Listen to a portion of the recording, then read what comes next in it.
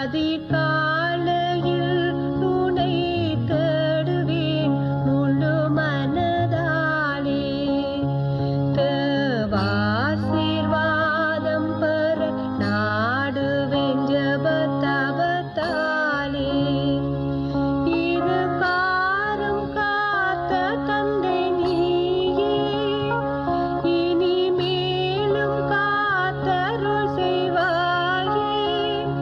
பதிவாக உன்னிலே நான் நிலைக்கவே பத்திரமாயினை உத்தமனாக்குவாய் தேவே.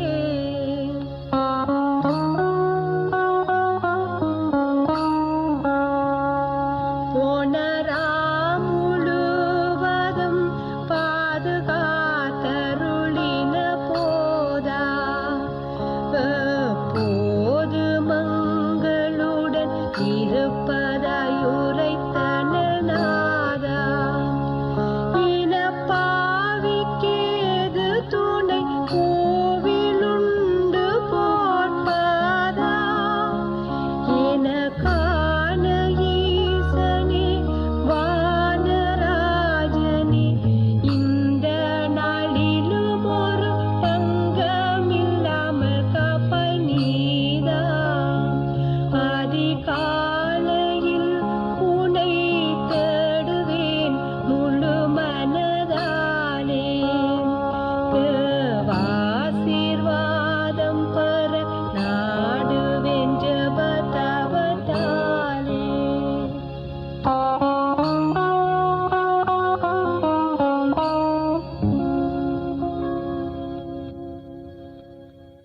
கர்த்தருக்குள் அன்பானவர்களே, அனுதினமும் கிறிஸ்துவுடன் தியான வேளைக்கு உங்களை அன்புடன் அழைக்கிறோம்.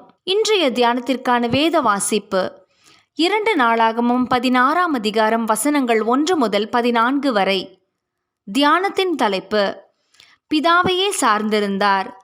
மனுஷனுடைய அகந்தை அவனை தாழ்த்தும், மனத்தாழ்மையுள்ளவனோ கனமடைவான். நீதிமொழிகள் 29ஆம் அதிகாரம் வசனம் 23. இவ்வாழ்விலேயே கிறிஸ்துவை போல மாற நாம் அழைக்கப்பட்டிருக்கிறோம்.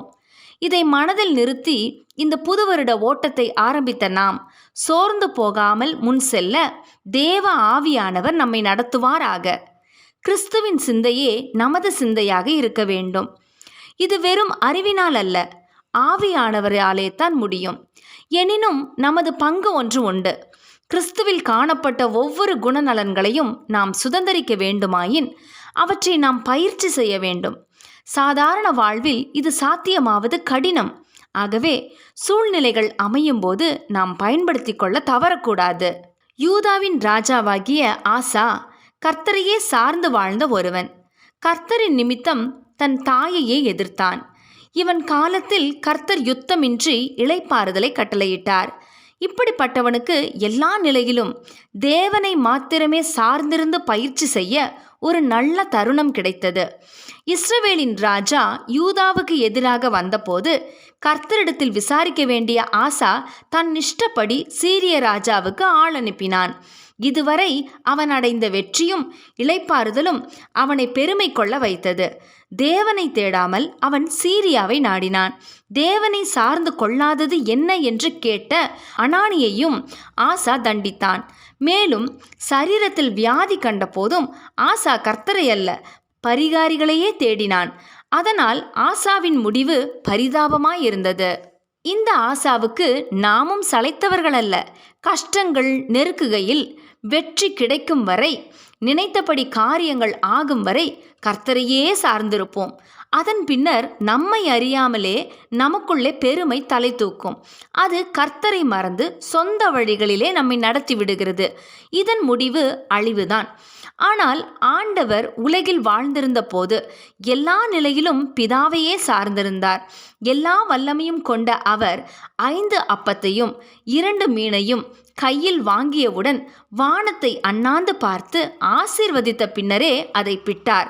சிலுவைக்கு போகும் முன்பும் பிதாவிடமே மன்றாடினார். இப்படி இருக்க நாம் எவ்வளவாய் தேவனை சார்ந்திருக்கிறோம். ஆசாவின் முடிவு வேண்டாம். வீண் பெருமையை தவிர்த்து கிறிஸ்துவின் சிந்தையை தரித்து வாழ்வின் எல்லா நிலையிலும் தேவனையே சார்ந்து வாழுவோமாக. ஜெபம் செய்வோமா?